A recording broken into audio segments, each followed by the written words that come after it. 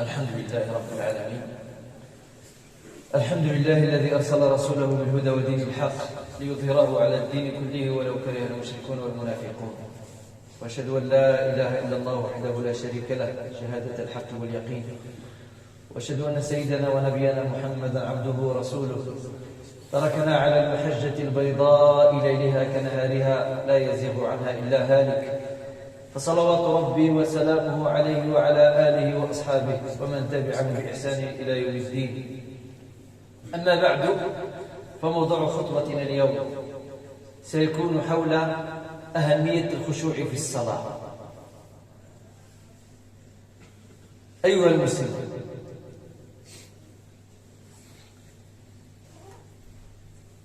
إن الإنسان ليس له من صلاته إلا ما عقل منه، ولا يعقل المرء صلاته إلا إذا خشع فيها، فليس للمرء من صلاته إلا ما عقل، ولا يعقل إلا إذا خشع القلب. ومن هنا كان للخشوع أهمية عظيمة في حياة المسلم. فعلى المسلم أن يبذل قصارى جهده وأن يعمل بالأسباب الموصلة إلى الخشوع ما استطاع إلى ذلك سبيلا. حنا كنصلي، الصلاة ديال أي واحد فينا تختلف من شخص إلى آخر، لكن النتيجة نقول ليس للمرء من صلاته إلا ما عقل. نشوفوا النسبة المئوية ديال حضور القلب في الصلاة، قد تكون 40% وقد تكون 20 وقد تكون 30 وقد تكون 90%. فالناس متفاوتون في هذه الدرجة. قد تجد شخصان منكب أحدهما للآخر، وما بين صلاتيهما كما بين السماء والأرض.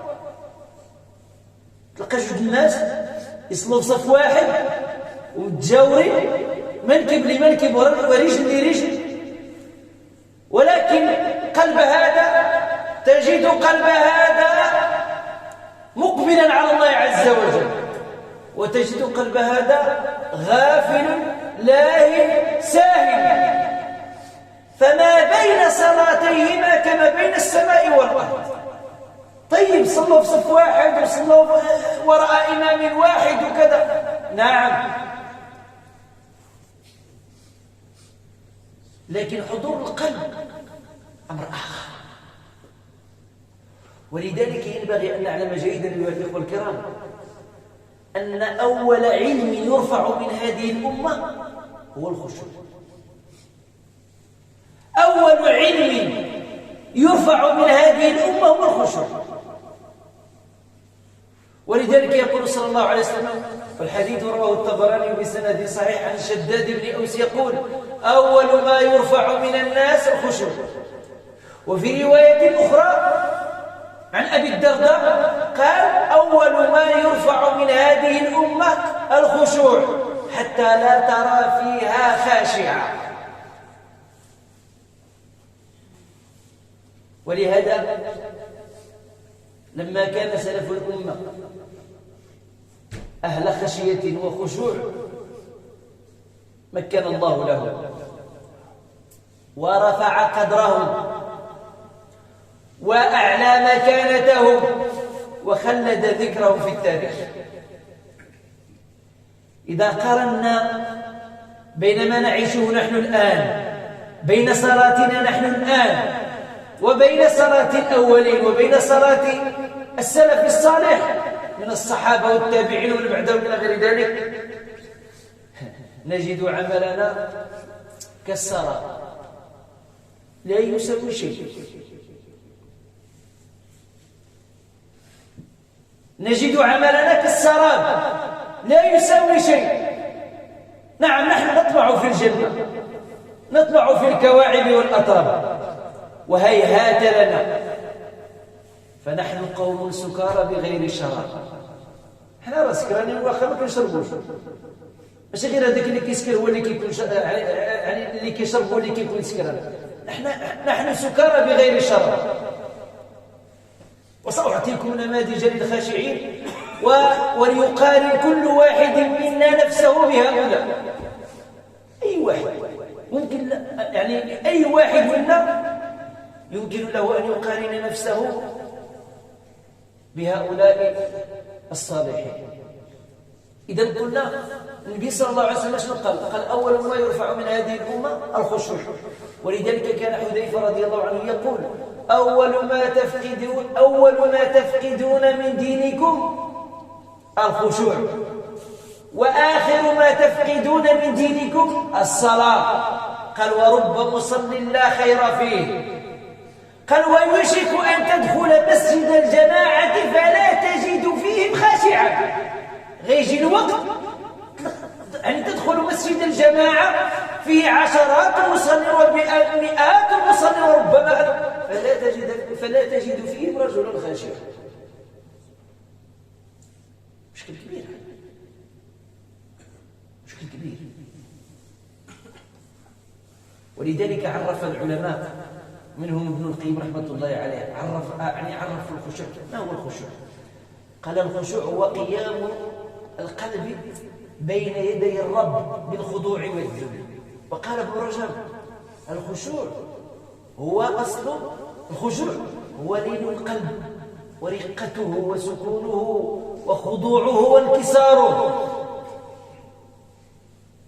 فمتى خشع القلب تبعته جميع الجوارح، لأن القلب هو الملك، القلب هو الذي يتحكم في الأعضاء كلها. والدليل على ذلك كلام النبي صلى الله عليه وسلم، الحديث الذي ورد في صحيح مسلم: ألا وإن في الجسد مضغة إذا صلحت صلح الجسد كله، وإذا فسدت فسد الجسد كله، ألا وهي القلب. ألا وهي القلب. ولذلك إذا خشع القلب تبعه جميع الجوارح. والخشوع هناك عنده آثار تظهر في ظاهر الإنسان، له آثار باطنية وظاهرية. إذا كان القلب خاشع النتائج ديالو كتظهر ملموسة في الظاهر ديال الإنسان وكذلك في باطنه. وقد تجد شخصا ظاهره يظهر لك أنه خاشع لكن الباطن ديالو غير ذلك، وهذا يسميه العلماء بخشوع النفاق. ولذلك حذيفة رضي الله عنه كان بنفسه يقول: إياكم وخشوع النفاق، احذروا خشوع النفاق. فقيل له: وما خشوع النفاق؟ قال: أن ترى الجسد خاشعا والقلب ليس بخاشع. ولذلك تجد بعض المتصوفة يتصنعون يتكلفون ويكلفون أنفسهم ولا يطيقون في مسألة الخشوع. تلقى الواحد يتمعر ويتقلب وكذا ويضرب برجله ربما في الأرض يبحث عن ماذا؟ يتكلف الخشوع ويتصنع الخشوع وليس بخاشع. إياكم وخشوع النفاق، وهو أن ترى الجسد خاشعا والقلب ليس بخاشع. القلب في واد والجسد في واد. ولذلك يحذر الإنسان من الوقوع في هذا. فهناك ألفاظ كذلك متقاربة. يقول عبد الرحمن السعدي، وهو كذلك مفسر له كتاب في التفسير، يقول: هناك الخضوع والإخبات والوجل والخوف والخشية كلها ألفاظ متقاربة، كلها ألفاظ متقاربة فيما بينها تؤدي إلى معنى واحد. الخوف يمنع العبد من محارم الله وتشاركه الخشية في ذلك. الخضوع الإخبات والوجل إنما تنشأ عن الخوف والخشية. إذا قلنا الصلاة لها تأثير غريب وعجيب في حياة المسلم. حتى الغربيون يعترفون بهذا. وسأضرب لكم مثالا على ما قاله ذاك العالم الكبير الفرنسي الذي ولد ولد في سنة 1800 وكذا إلى غير ذلك. حاز على جائزة الطب عام 1912 وتوفي سنة 1944. يقول أليكسيس غارين صاحب كتاب الإنسان ذلك المجهول من أبرز أعماله التي ألفها، الإنسان ذلك المجهول. وهذا الكاتب هو انتصر للقيم وللمبادئ رغم أنه غير مسلم. انظروا ماذا قال عن الصلاة، شوفوا شنو قال عن الصلاة، ماشي مسلم. هذا ليس ابن القيم ولا ابن تيمية ولا ابن رجب ولا الإمام مالك ولا الإمام الشافعي هذا غير مسلم. انظر ماذا قال عن الصلاة. يقول لعل الصلاة هي أعظم طاقة مولدة للنشاط، أعظم طاقة مولدة للنشاط عرفت إلى يومنا هذا. الصلاة هي أعظم طاقة اللي كتولد الإنسان، كتولد النشاط في الإنسان. ولذلك شوفوا النبي صلى الله عليه وسلم كان كيقول لبلال أرحنا بالصلاة، أرحنا بالصلاة. يكونون في تعب، يكونون في سفر نصب، ويقول عندما يحين وقت الصلاة يقول له أرحنا بالصلاة يا بلال. يقول هذا الكاتب الغربي لعل الصلاة أعظم طاقة مولدة للنشاط عرفت منذ إلى يومنا هذا. يقول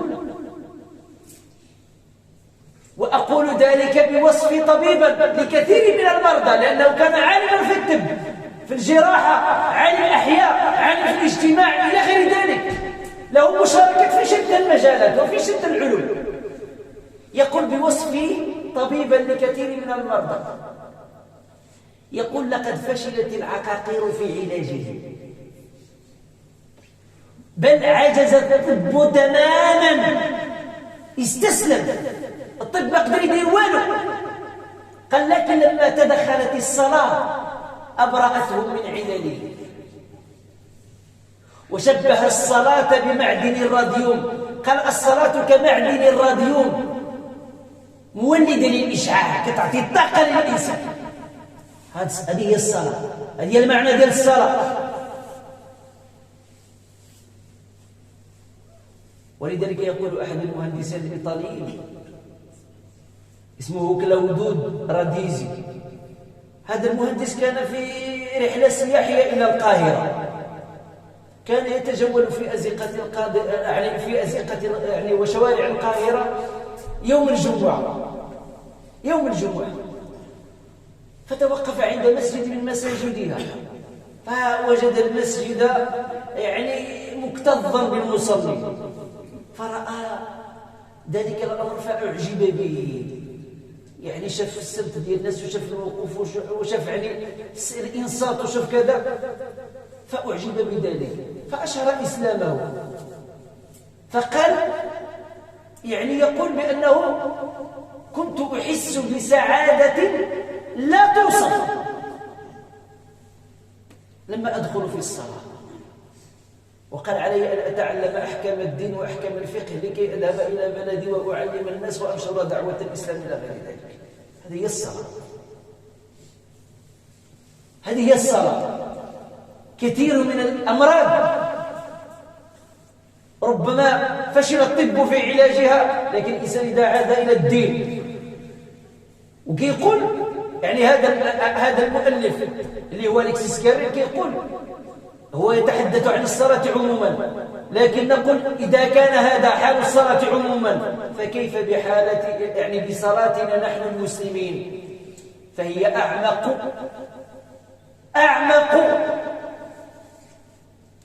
وأكثر نجاحا وآثارا بالنسبة لأي صلاة أخرى من الصلوات.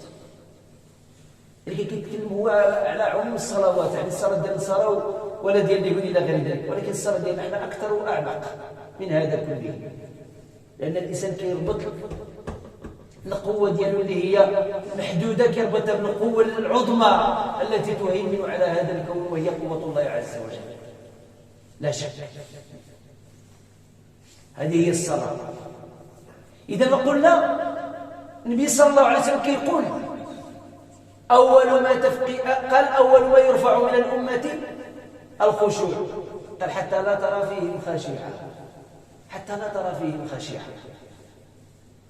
وقلنا ليس للمرء من صلاته إلا ما عقل منها، فأحيانا كما قال النبي صلى الله عليه وسلم إن العبد لا ينصرف من صلاته وليس له إلا ثمنها إلا سبوعها إلا سدسها إلا عشرها. قد ننصرف من الصلاة بعد الانتهاء منها، ولكننا متفاوتون في هذه الدرجة، كل واحد منا في درجة. الواحد منا قد ينصرف من هذه الصلاة فليس له إلا ثمنها، والآخر ليس له إلا تسعها، والآخر ليس له إلا عشرها، والآخر ليس له إلا خمسها إلا ربعها إلا سدسها. هكذا ورد في الحديث. كل هذا التفاوت يدل على تفاوت حضور القلب، ولذلك يسمى الخشوع. ما هو الخشوع؟ الخشوع هو حضور القلب وقت تلبسه بطاعة الله عز وجل. هذا هو الخشوع، أن القلب ديالك يكون حاضر لما تكون أنت متلبس بطاعة الله عز وجل، متلبس بطاعة من الطاعات، هذا هو الخشوع.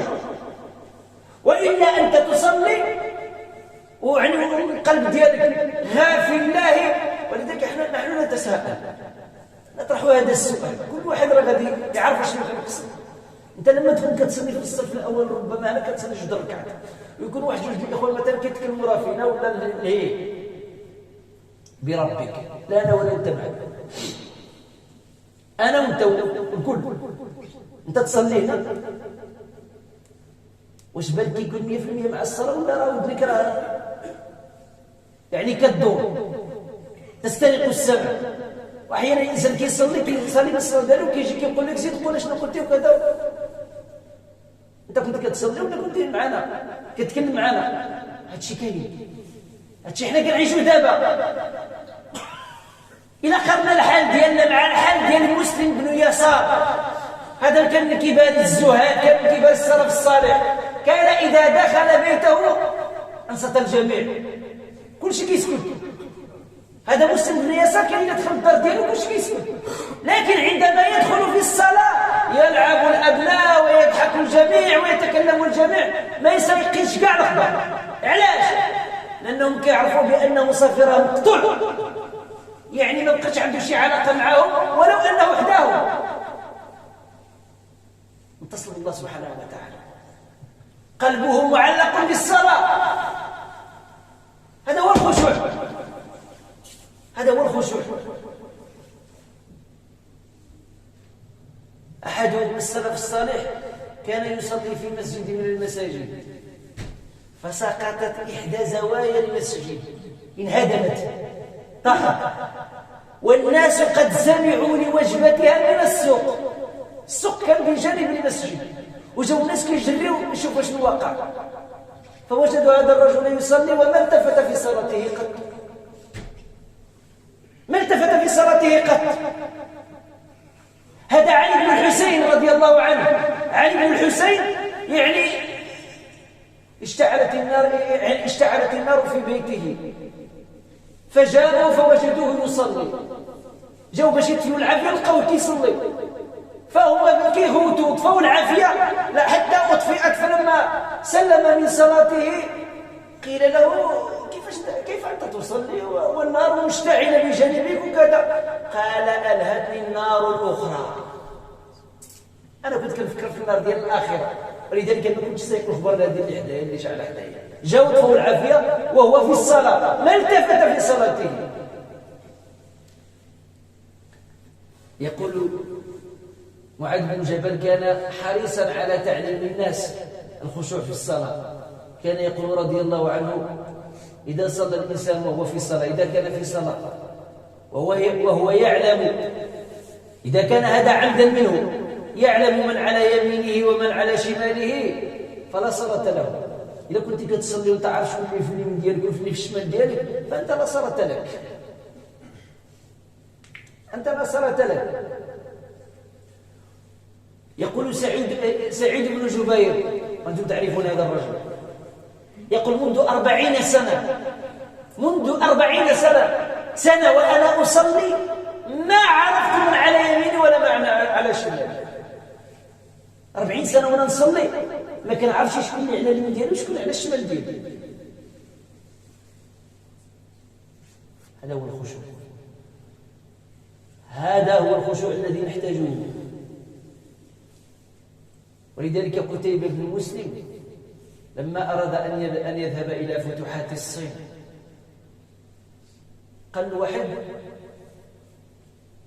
اذهب إلى المسجد في وقت غير وقت الصلاة، مشي للمسجد وشوف شكون اللي فيه، فإذا به يجد فيه رجلا من كبار التابعين، محمد بن واسع. هذا الرجل كان معروف بالصلاح والتقوى إلى غير ذلك. فقال وجدته ماذا يفعل؟ قال وجدته رافعا سبابته إلى السماء وهو يدعو. شنو قال له قتيبة بن مسلم؟ قال والله إن لأصبعه تلك أحب إلي من 30,000 فارس.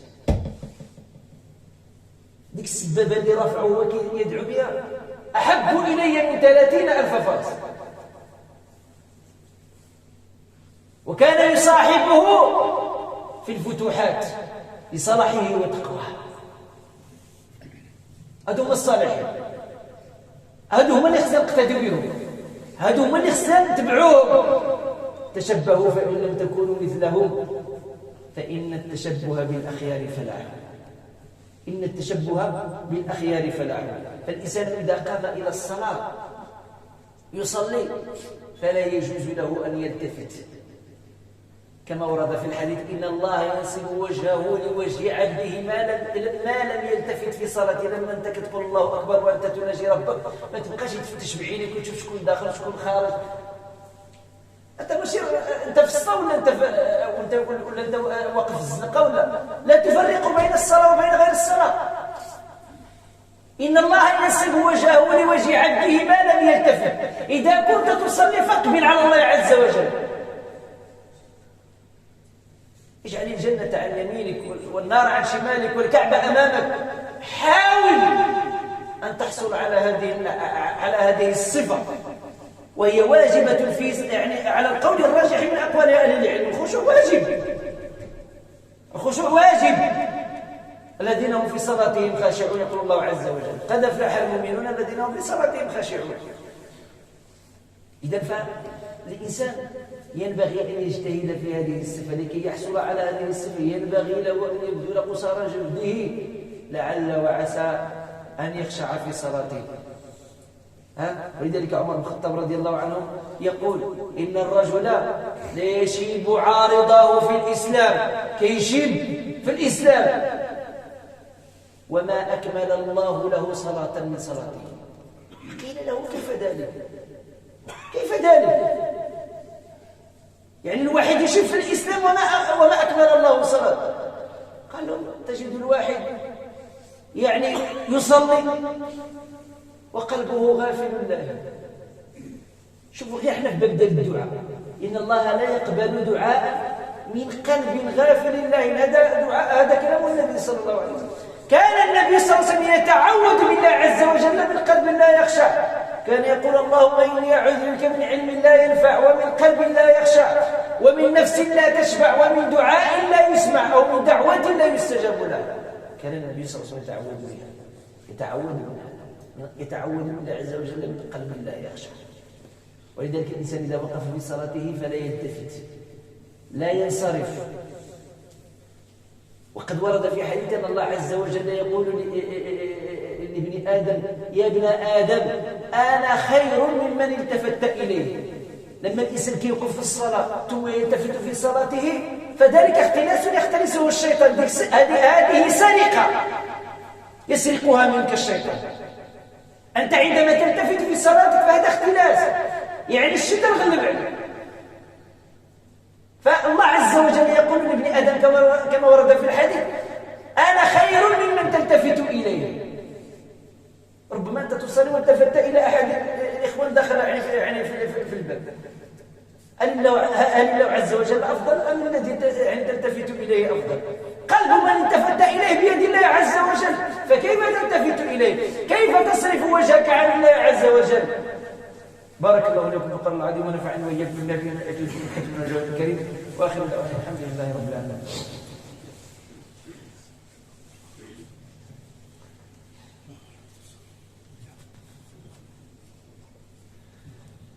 عباد الله، إن الله أمر بالعدل والإحسان وإيتاء ذي القربى وينهى عن الفحشاء والمنكر والبغي يعظكم لعلكم تذكرون، فاذكروا الله يذكركم ولذكر الله أكبر، والله يعلم ما تصنعون، وارض اللهم عن الخلفاء